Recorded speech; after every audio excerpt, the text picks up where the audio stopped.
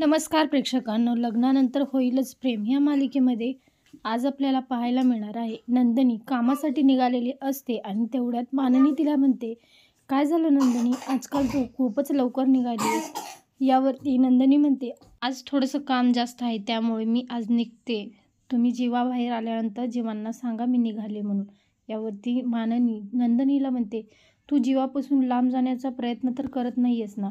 माननीला काय उत्तर द्यावं हे आता नंदिनीला कळत नाही आणि ती गप्प राहते.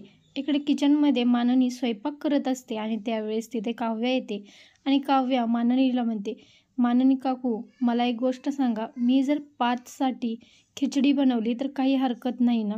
यावरती माननी खुश होते आणि तिला म्हणते, हो नक्कीच, तू 5साठी खिचडी बनवू शकतेस.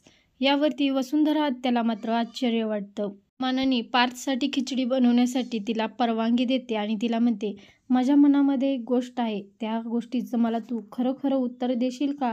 प्लीज, मी तुला जो काही प्रश्न विचारेल त्याचं खरं खरं उत्तर दे.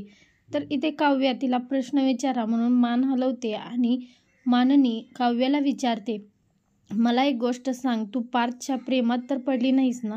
आता हे ऐकून काव्याला मात्र धक्का बसतो आणि आता काव्या काय उत्तर देईल हे पाहायला इंटरेस्टिंग होणार. कसा वाटला एपिसोड कमेंटमध्ये सांगा.